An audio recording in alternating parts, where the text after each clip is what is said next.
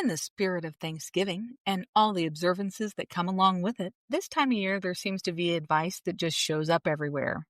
Just practice gratitude. Like it's a magic fix for everything, right? Yeah. Tell that to my ADHD brain that can't remember where I put my phone. Once bought a gratitude journal. I think I wrote in it like twice and then probably lost it under a pile of laundry for like 6 months. Still don't know where that thing is actually. Yeah. For today, we're talking about real gratitude, what it is, why it's important, why it's hard for ADHD brains, and how to make it actually feel good instead of force. Welcome back to Angry on the Inside. I'm Jessica. And I'm Jeannine. We're certified ADHD coaches, but this isn't coaching. We're not therapists or doctors. We're women who have ADHD, sharing our experiences and the lives that we've lived. Take what resonates, leave what doesn't. Just remember, you're not the only one who's angry on the inside. What even is gratitude? I think of it as awareness and appreciation. Just noticing and appreciating what's good, big or small, even when life's chaotic. And it's not about ignoring the hard stuff or pretending everything's fine and none of that toxic positivity shit. It's more just saying like, hey, this tiny thing, it went right today, and I'm going to let myself feel that. Gratitude does not equal toxic positivity. It's kind of funny because toxic positivity came up this morning. I was at my doctor's office, at the short stay oncologist office, and so a rather serious office, right? And on the backboard, it was quote of the day, talking about being grateful and having faith that everything is going to work out, right? What are you feeling down about? I don't know. I'm in the oncologist's office, so probably some things are going on. Yeah. All these people walking in are seeing this freaking quote. Dude, now that I think about it, it makes me mad. And I was thinking this is sort of toxic positivity. I'll work out, but it's not going to be fun. It's going to be hard. And what's wrong with acknowledging that? Found something Yeah. big. I have plenty of things to be grateful for when I go there because most people are amazing. I was just saying, with the quote that for sure that just happened to be some toxic positivity that I ran into today. And I was like, well, that's some random ass shit. Well, I was going to ask, like, what are some ways that you feel you show gratitude when you're in the moment?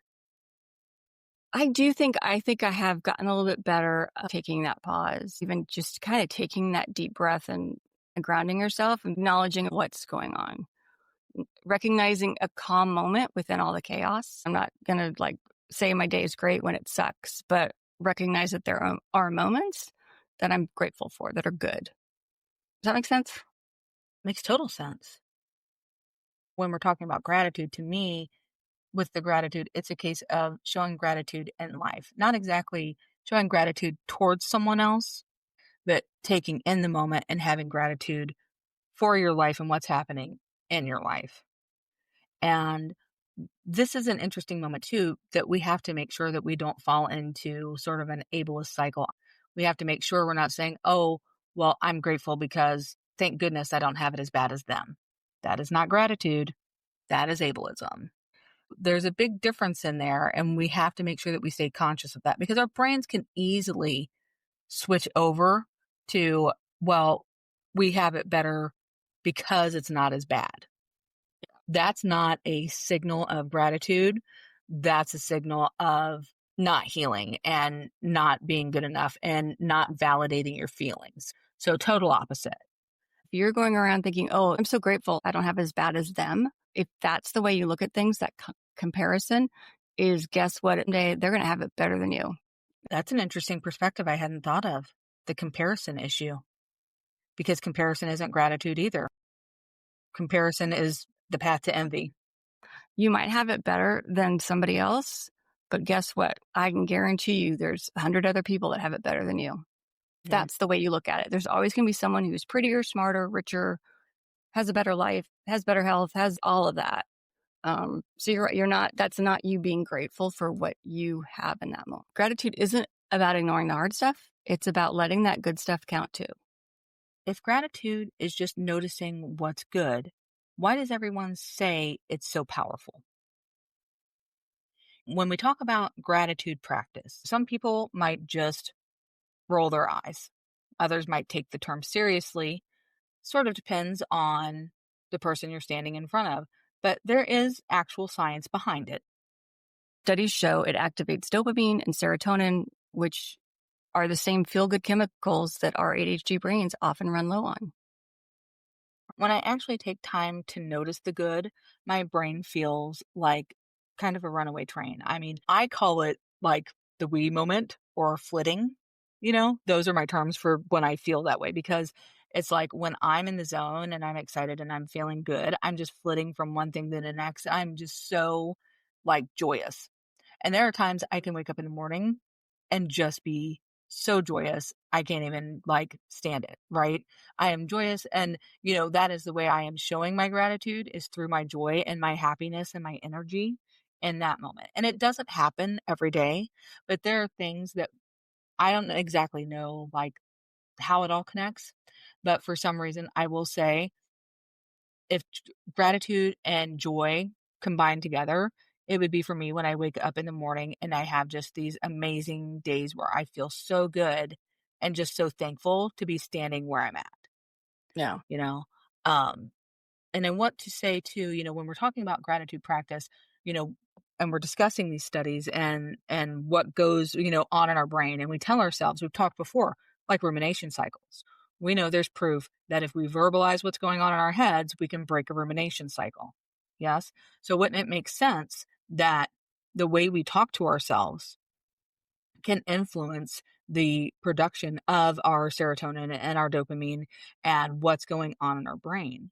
They also show easy proof that like watching something on TV, right? If we see someone fall, we've talked about this. If we see someone fall, if we see someone knocked over, our brains can react in the same way that they would as if it actually happened to us. So it's not hard to believe that the same thing can happen, but in a positive way in this gratitude practice. It helps with emotional regulation. It's shifting that focus from what's going wrong to what's working. That is good too. What's going wrong to what's working? There's so many caveats to this, in my opinion, that we miss out on gratitude. Our perfectionist cycles, we try to be perfect, we try to get all these things right. We don't appreciate the errors that we make, and that a lot of times errors end up creating new ideas, new ways of doing things that have never been done before. No one would know to do it had they not made the mistakes to start with. Those things are something to be grateful for. That's something to show gratitude towards. Instead, we will go into a doom spiral over things like that. Learning to do this, it increases self compassion. And you may be thinking they're only talking about gratitude because it's Thanksgiving. Gratitude, giving thanks, being thankful, all those things.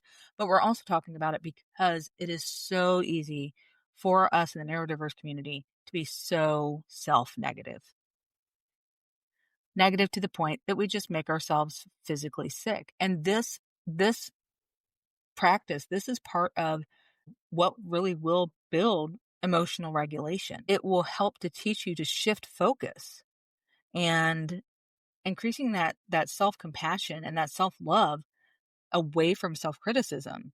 That's huge, huge for me. And I never realized how incumbent it was and how heavy it was for me to carry around so much of what I do.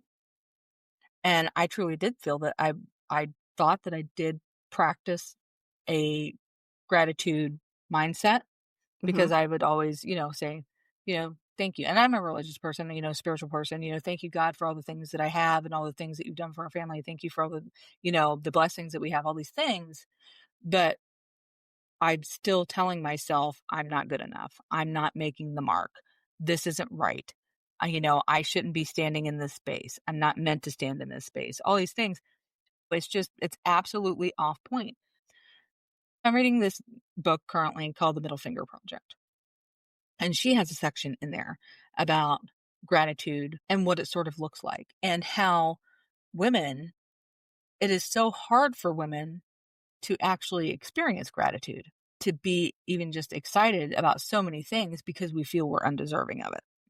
Exactly. Um, and I think that's what really can block us in and why this is actually just such a real topic that you may not realize is actually something that can impact your life. And getting ready for this episode, Jeannine was far more educated about this than me, and us reading up on it and things, it really just I'm a little bit shocked at the impact that this actually does have on us, and I just hadn't thought through it at the level that Janine was already recognizing it. It is that rewiring. I mean, you start to build up that resilience. If you can start changing at least some of those thought patterns from being that constant self-criticism, to start noticing what you do right, like not focusing on those mistakes. And with ADHD brains, it is so easy for us to look at the negative, especially look at what we think is negative about us. We've always heard too much, too little, not enough. Trying to take a moment to focus on what are the good things? And even if it was a mistake, sometimes you look back and it's one of those, if that hadn't happened way back when, this good thing wouldn't have happened. Right? And I think what's really awesome about it, you said, it rewires the thought patterns. I love that it literally rewires your brain. So many people don't know about neuroplasticity. And though the concept has come across in the last few years, it's definitely been proven that our brains continue to make new connections and new neural pathways our entire lives. It's definitely a case where it is not ever too late Exactly. to help your brain and help your body become more resilient and more healthy by actually putting these things in place and truly starting to feel them. I was surprised reading up on this of the science, the proof that showing gratitude can really improve depressive symptoms. It can shorten the frequency and the duration of a depression episode. I was even reading like writing a gratitude letter to somebody. The dopamine effects last for weeks. Um, I think again, it's just because you're trying to rewire, moving away from what's the negative and to what's the See, positive. I could definitely see that because I have written gratitude letters. I actually, in the last few years, I started writing actual handwritten letters into like the cards that I will send. Hmm. And I actually take the time to really think them through and write them out and be intentional towards that person, especially in thank you notes. Yeah. It's one of those things. I know we're talking about our own personal gratitude, but extending that gratitude out, I will say that is something that I truly enjoy doing, though I can't help but hear the person in the back of my head being like, man, I hope this person doesn't think I'm a freaking weirdo by writing this 3 paragraph thing in the card. If they do, I won't have to send another card. Yeah, you won't have to be grateful for them anymore because they'll be gone. I'll be grateful for them, but they'll be missing out on that extra card this year. I'm just saying, they're coming off the Christmas list. Yeah. But I think too, our brains, when we're focusing on negative stuff, we tend to focus a lot on ourselves, which I hate thinking that way because I feel like I'm not a self centered person. And I don't think you can necessarily call it self centered. It's just our brains, we focus so much on what's going on for us. That gratitude letter, you're stepping outside yourself. You're giving your time and yourself to that person, which I just think is such a gift. And most of us don't get to hear enough good stuff about ourselves, no matter what, you know?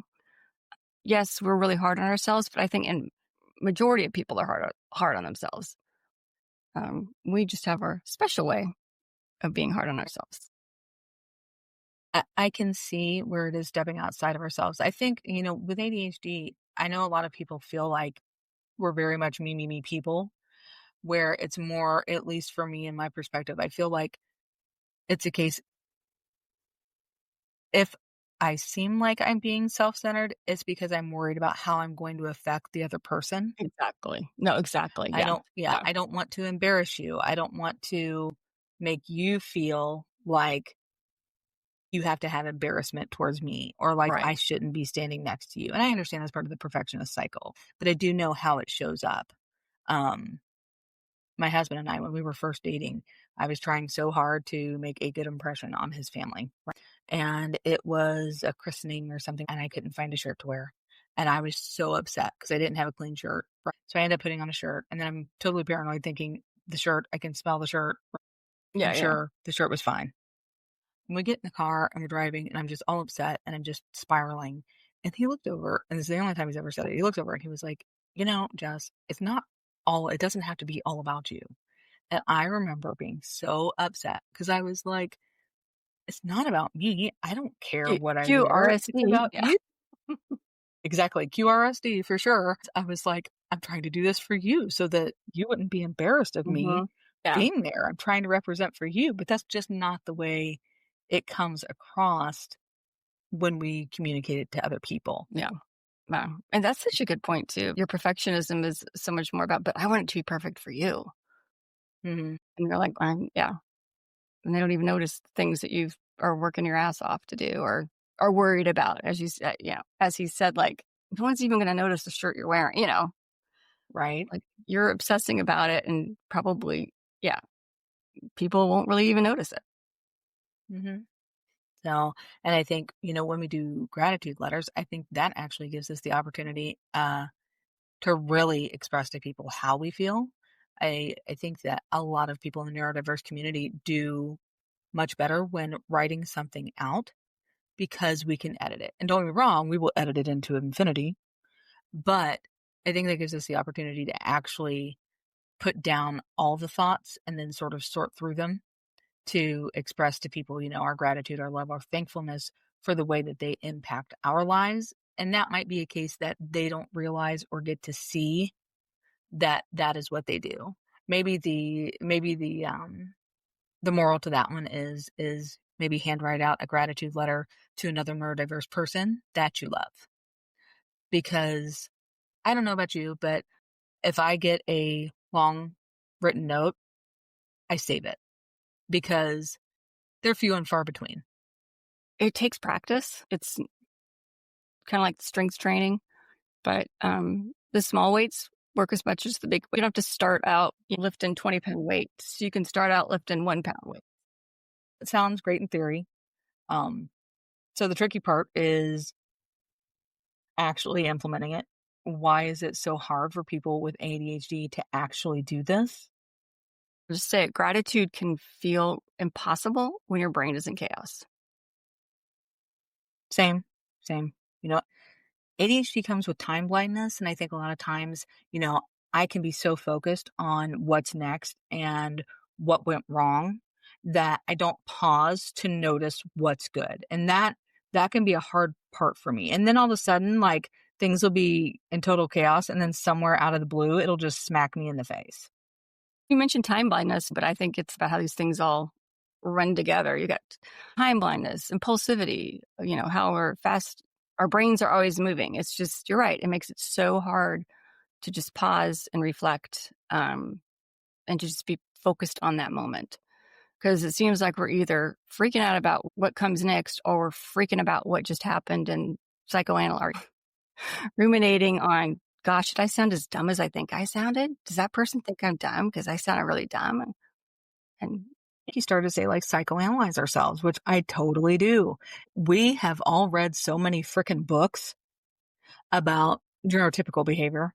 And then we read all the books about neurodiverse behavior. And we're just looking to see where we fit in. And we will just psychoanalyze ourselves into the ground. And sometimes that's not the greatest thing. We overthink and our brains are already wired. We notice threats and problems, the fight, flight, or freeze, and that rage that can get mixed in. At ADHD's intensity, and the positive can feel like background noise. All those challenges, they're just screaming in your face. They're all in the front. We got to stick our hands into whatever is solid, grab onto it, and pull it to the front of our brains to be able to see the positivity in our lives and understand the gratitude that we are meant to experience. just what, so you're in conversation with somebody is taking the moment to enjoy the conversation, enjoy their company, instead of, as I said, still being in your head thinking, what I said a minute ago, that was stupid. Did they think I'm dumb? Did that sound weird? Because right then you're not in that moment. You're going over what had happened. And then maybe you're figuring out like, well, I should say something to fix it so they don't think I'm weird. I'm not in that moment. I'm not grateful for that moment. I'm not enjoying that person's company. I'm not grateful for them. I'm too busy thinking that they think I'm weird because I said something stupid. Right. Well, and that's hard to get around. And the idea is to lean into our ADHD. This is one of those things we can lean into. We don't have to make ourselves small anymore. And we don't have to make ourselves even palatable. Hmm. It's okay to just be you, and I know that that is one of the hardest things. I know that I will slip back into masking very easily, but I've reached a point in my life where I'm done making myself small, and I'm done feeling like I'm not worthy. I'm worthy of being happy, and I am worthy of getting to enjoy the positives of me. Even in the last few years, I would have been like, "Oh, I don't wanna brag," or, "I don't wanna, like, throw my stuff around." Screw that. Screw that. The only people that don't wanna hear about the good things happening to you are the ones that are so fucking angry that they can't handle listening to the good things that are happening to you. And you recognizing those positive things and you having gratitude, I'm not saying you have to scream it from the rooftops, but I am saying that area of your life needs to be a guilt-free zone.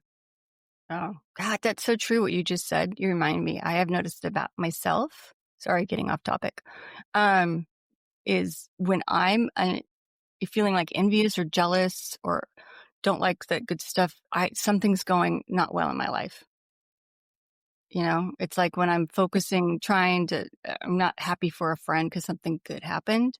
I've always found like when I'm in a really low spot in my life, it's almost like that's how I can tell. If I haven't figured it out, I can tell by how I respond to others. Um, if I don't focus on good stuff for everyone. Ooh, more things to think about. Thanks, Jess. Anytime, Janine. So, emotional dysregulation, rejection sensitivity, this can also make it hard um, when we're talking about gratitude or the lack of gratitude, just because we're struggling to actually be able to access it, especially when we're overwhelmed. And when we're overwhelmed is when we are feeling rejected and we are feeling as if we aren't good enough or that we have messed up or we have embarrassed ourselves or someone else or we've been weird. All of those things, they kind of snowball and they really do just all circle back to the same thing, which is that negative internal talk, which keeps us from being able to experience the positive sides of our brain and the positive aspects of our lives. When we check something off that to-do list, we don't get that bump of dopamine. We get a sense of relief. We don't get a sense of gratitude that it's completed or anything. We're like, oh, all right, one less thing. Oh no, here's the new thing. No. No, and that's true. When I had that gratitude journal, I think it felt like, oh, I'm supposed to do this. Oh, I'm supposed to be grateful. And it just started to feel like it was like another thing on my to-do list. And so then when I would realize, oh, I didn't write my gratitude journal, it was just like, I failed again. I didn't do something again. I forgot something again. And instead of being a positive thing, it was just guilt and shame spiral. Once again, I didn't do what I was going to said I was going to do. Forgot about something that I thought was important. If you went a whole day and you weren't grateful, that's okay. Tomorrow's the next day. I think that with the gratitude journal, my oppositional demand defiance would probably kick in and I'd be like, bitch, don't tell me what to do. I'm not writing about this. Don't give me that prompt. I don't want to write about this. That's Right? stupid. Or I'd be like, there's a whole page. Now I have to do the page. And then I start to write and then I make a mistake and I'd be like, no whiteout is going to fix this shit. And then it'd be ruined. The journal would be ruined in my brain, which is, awesome. But this is where my brain sits. Right. And it's okay to talk about it. It's okay to like admit we don't get it right. There's just things that we have to learn, like learning to give up on certain shit. You don't have to finish everything and you don't have to be ashamed of not finishing it. It's okay. It's all right to have an Afghan that's been sitting there for 15 years. As long as you've got the yarn sitting there too, hey, whose business is it? Somebody else will pick that shit up later. It's okay to start a gratitude journal and stop it because it wasn't working for you. Exactly. You got to find what works. Find your own joy. Maybe it'll work for a little bit. And then your brain will be like, yeah, it's not new and exciting anymore. So you'll find a different way of doing it. See, that is one of those things I think that a lot of people don't realize or remember, or maybe they realize after they get their ADHD diagnosis, is they try to do all of these things. Then the dopamine's gone and they're like, but it was working before. But it's okay that it doesn't work now. If you go in knowing it's only going to work for a while, don't be ashamed when you have to quit it. All those bullshit lines, quitters never quit. Yeah, God. Yeah. whatever, or white winners never quit, or whatever. No, they quit all the freaking time. All the freaking time. Yeah. Quitters never win, right? Winners never quit. That when understanding ADHD is so important because then chances are really good that your brain is you're gonna be great with a gratitude journal for a week, 2 weeks, a month, 2 months. But you know what? Most likely at some point your brain's gonna be like, yeah, not so much anymore. And that's okay.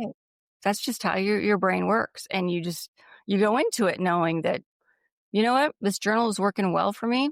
And but maybe in 2 months it's not. And then I'll just find another way to do it. Right? Isn't it so freeing to just be chill about some shit like that where, like, you reach a certain point and you're just like, "Meh, okay. It's okay." That feeling of being perceived like, "Oh god, somebody's gonna see that writing journal on my nightstand and know that I haven't touched it because it has 3 inches of dust on Mm.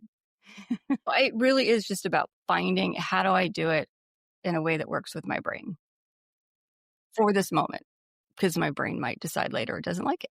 But for right now, what's working, what's doable? It's not that ADHD brains are ungrateful, but our brains are pretty busy just trying to survive half the time. It's in there somewhere. It's just lost in all the noise. So I guess the thing is trying to figure out is so what does gratitude look like when we do it in a way that actually works with our brain? How do we make gratitude feel doable? Forget the whole perfect morning routine. It's finding something that works for you that feels natural. I don't think you're being really grateful when you feel like it's pushed upon you or you're feeling forced. That doesn't seem very grateful. So find out what just feels right for you at that time.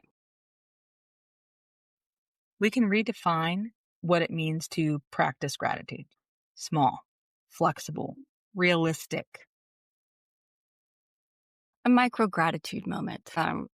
Even what's one good thing that happened today. And it could be something like I knew where my keys were today.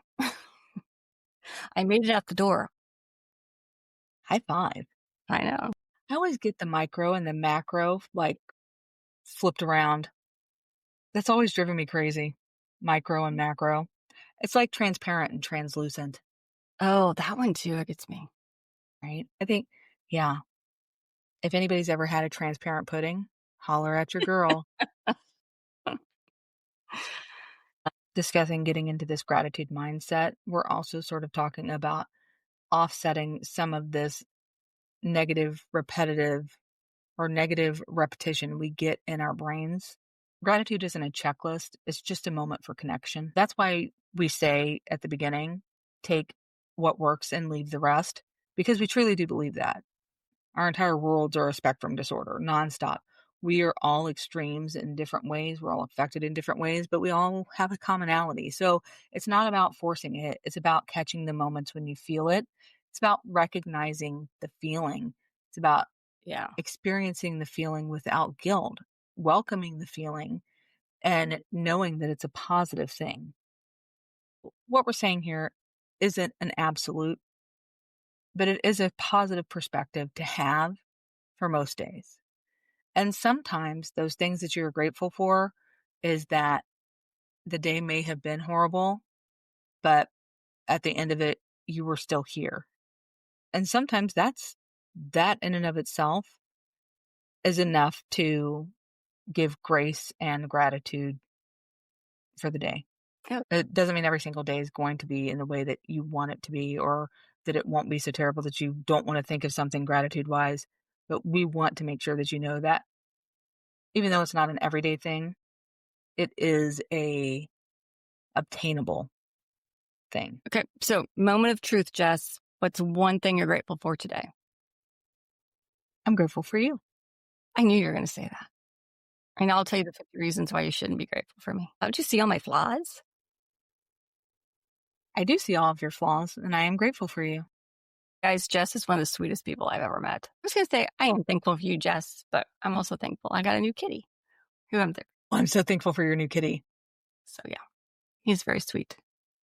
because I get to experience happiness through you and your kitty video. Well, and kitties are like, this little kitty just is like so full of joy, so happy. So, yeah, kind of like, didn't we all start out that way? Anyway, we digress. All right. Gratitude doesn't fix ADHD, but it helps us to see ourselves through a kinder lens. At the end of the day, life is messy. The hard stuff and the good stuff can coexist. Doesn't have to be the black and white. We can live in that gray. I want to encourage everyone to try just a small gratitude habit. No journals required. And if there is a way that you practice gratitude, please drop it in the comments. We want to hear everyone's stories. We want to start to learn and know our audience and get to experience life with you as well. If this episode hit home, share it with a friend who gets it. Gratitude isn't about fixing your ADHD, but it's about noticing that you're already enough. Thanks for listening. We're 18 episodes in. Follow us, listen to us on all major streaming platforms. We'll see you next time. Ding, ding, ding.